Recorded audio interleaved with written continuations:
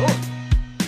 Okay, hi. Today we're going to make ramen noodles again, and this time we're going to do some seared beef. It's going to be really good. Get ready, seared beef ramen. The first thing we do is we get our mise en place ready, and the first part of the mise en place is having cooked ramen noodles.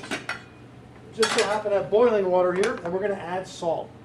Whenever possible, use the kosher salt. Kosher salt is bigger and it doesn't stick to your hands. That's probably why we use it. Now when I throw the salt in the water, it changes the boiling temperature of the water, so sometimes you get a bubble up. You have to remember to make the water quite salty, exactly as salty as the sea. So I'm going to test it. For you guys at home or in class, don't stick your finger in boiling water. Let the chef do that. Or you can use a little spoon. Okay, that's about as salty as the sea. I've got some ramen noodles here. I have taken the liberty of throwing away the noodle packet, the flavoring packet. Flavoring packet is MSG, it's really rubbish. Instead we'll be using a beef broth today. So I'm going to start in boiling water, 2 packages of ramen. Now I'm going to get my vegetables and meat ready. I've got a shallot here. I'll cut the tip and tail off. And I'm going to slice it right in half. I'm only going to use half. Peel it. I've got some garlic here, peeled, ready to go. I've got a ginger here. I'm going to peel it with a knife instead of a peeler just for the sake of time. But I would recommend you use a peeler on your ginger. So peel your ginger with a peeler. That's why they call it a peeler. There we go. It's pretty handy. All right, so I've got my 3 base ingredients, a ginger, garlic, and shallots. So I'm going to slice this up. Remember, turn your hand in for the claw. So hand in protects my thumb. I'm going to slice up my shallot. I like the idea of a sliced shallot, so I'm going to leave it sliced. My garlic, same thing. I might dice it a little bit. Chopping it up with my hand in a claw. Don't forget, you're allowed to go slow when you're dicing things, all right? Now, I'm going to put my hand on top of the knife and cut it like this. Notice how my fingers are arched upwards. All right, fingers arched upwards. If I arch them down, I can cut my fingertip off. And I really like my fingertips. I think we all do. And ginger, again, I'm coming at it with a claw. I'm really grabbing it with my fingertips. And I'm going to slice this into long slivers. It's going to be kind of cool. So I've got shallots sliced into rounds. Let's see if we got a round. We got garlic diced and ginger into long threads, just because we like a little diversity of shape. There it is. I'm still cooking my ramen noodles. I'm going to stir them once, stir them twice. They're almost done. I do have in the sink a colander ready to go, and I also have a towel ready to get my hot pan. Of course, when I move the pan over, I'm going to say hot stuff. So I'm going to go for it right now. Hot stuff.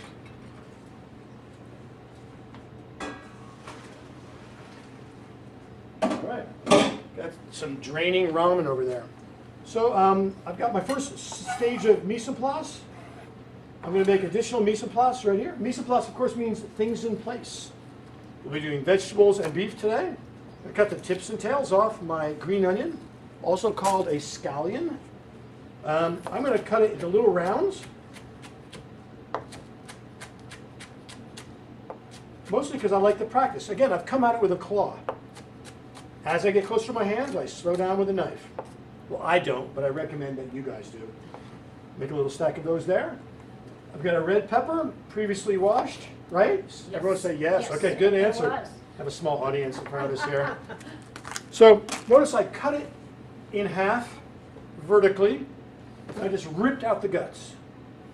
Now I'm going to cut it in any way I want. I can cut it in slices or into big blocks, but I'm going to cut them into slices because this looks kind of cool. This knife is really sharp, guys. If it touches your hand, you will get cut. So really think about and go a little slow.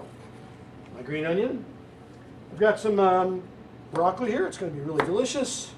Get to use a little bit of it. I made florets. These are huge, so I'm going to cut them into much smaller. Now broccoli, when it sears, it gets a really nice taste. But broccoli searing can be a little dangerous because it also burns. You have to be a little cautious. All right, here we go.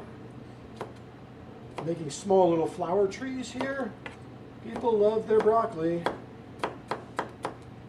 Again, grab with a claw with your wrist out, fingers facing in towards the center of the cutting board here. All right. The last thing, we've got some carrots over here. I've pre-peeled them.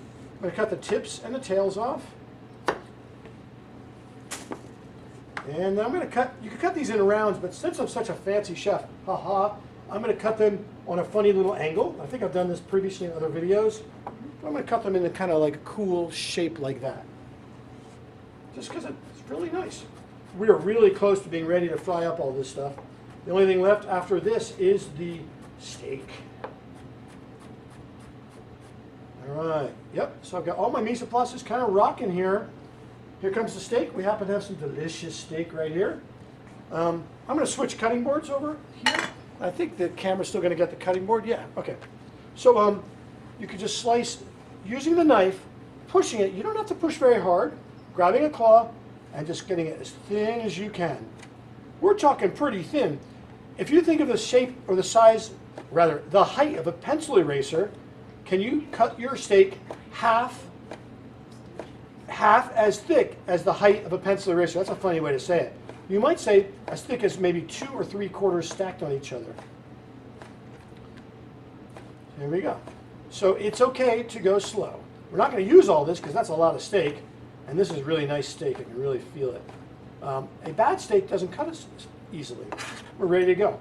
All right, mise en place ready. Mise en place in this case includes pepper, salt, oil to fry with. We're going to use sesame oil, coconut milk, which I'm going to open, and beef stock. We're going to make a really hearty ramen today. So the beef stock is sort of an important deal. Bam. All right, we've got hot beef stock over here. We've got a hot burner here, like red hot. And I've got a wok ready to go. Which burned on the floor. Who knew? Nice. I'll be there forever. It's all good. Left your mark. Okay. That's my mark here. Okay, we've got a wok with a red hot burner. I'm going to put some oil in it. And we're going to start immediately with some steak. So I'm going to put about that much steak in, right in the hot oil. Careful, guys. If it's too hot and you're too slow, it's going to sizzle like crazy. So I've got the ramen, the steak in here. It's going to be cooking, looking like that. It's almost done. In fact, I'm going to put this over for a close-up here of the wok. All right, the beef is almost done. It's only been in there 15 seconds. At this stage, I'm going to add my ginger, my garlic, and my shallots. Ginger, garlic, and shallots. Stir it around. Oh, it's sizzling. I can feel the sizzle zapping on my hands. That's not the end of the world. Okay, so now I've got a lot of really pale-looking steak. Pale steak is not good steak, so I'm going to let it really kind of get some color. Unfortunately, as I let it get color, the garlic and the ginger and the shallots might start burning. So I'm going to be aware that there's a real time factor. Without the mise en place ready, we're in deep trouble. So on top of this stuff, I'm going to add my carrots, my peppers, my green onions, and my broccoli. You can do it in that order if you want. Notice I haven't stirred it. So underneath all these vegetables, I still have the beef frying and getting brown. Also, next to the beef frying and getting brown, I've got the ginger, the garlic, and the shallots. I can take a secret look in here and see if it's burning, and oh, it's not. By adding the other mise en place items on top, what I'm doing is I'm trapping the steam, lowering the temperature, and allowing all the items to cook without burning. Pretty magical. All right. So I really want to stir this now because it's like all these vegetables. If I stir it now, I completely stop the browning of the beef. Don't stir it. All right. When you think you're ready to stir it, don't stir it. When you really want to stir it, don't stir it. When you really, really want to stir it, take a look, and if it's browning, you can stir it. Or you can actually flip it once or twice. Never flip a wok more than twice, because then you've unmixed it. Twice will bring the bottom to the top. Now you can see actually on this beef here, I don't know if it's going to work, but it's kind of gotten brown. And that's kind of what we want. Believe it or not, this ramen is almost done. I've got my cooked noodles over in the sink awaiting. I've got my hot stock over here. I've got my coconut milk, salt and pepper. The only thing I could add is some curry powder. Do you have any curry powder in the fridge? In the cabinet? We're going to add some curry here, I suppose. So here's my second stir, 2 flips. Well, that's going to be really nice. By the way, this is almost exactly the same as a stir fry right here. So at this stage, I'm going to add a little salt, pepper. The salt. Thank you. A little pepper here, and a little curry powder.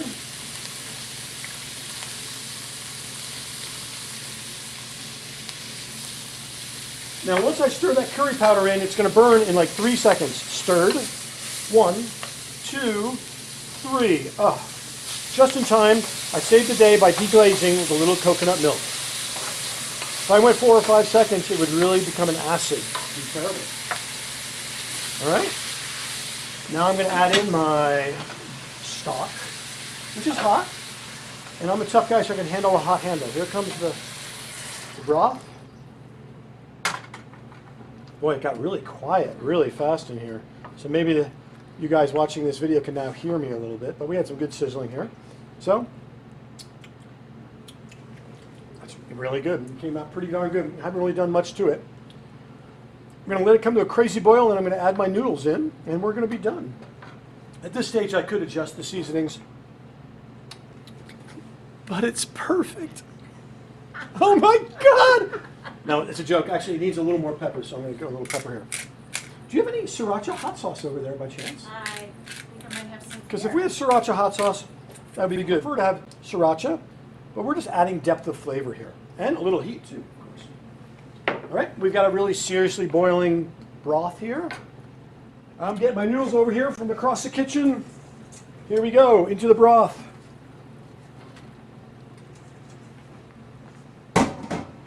Okay, so everybody watching this, maybe you're a college kid, maybe you're a middle school kid, maybe you're a high school kid, but you can see this whole thing took really very little time, very little money. The ramen costs 20 cents each, a can of coconut milk costs $1.50, the steak costs $1, $1.50 or $2, that's where your primary cost is, and we're ready to go. The trick is having all your mise en place ready. Firstly, the steak cooks until it starts getting a little brown, then we add the small diced vegetables, the shallots, the ginger, and the garlic. Stirring it once maybe, then let it cook. Then when you really want to stir it, you can add the rest of the ingredients on top. Then when you really, really want to stir it, you don't. When you really, really want to stir it, you take a look inside and see if it's brown. Then you can stir it. And then you cook it a little bit more, adding your curry powder and then the liquid. And here we go. It came out really simple. Really, it's not a crazy flavor, really simple. And bon appetit. There it is, done.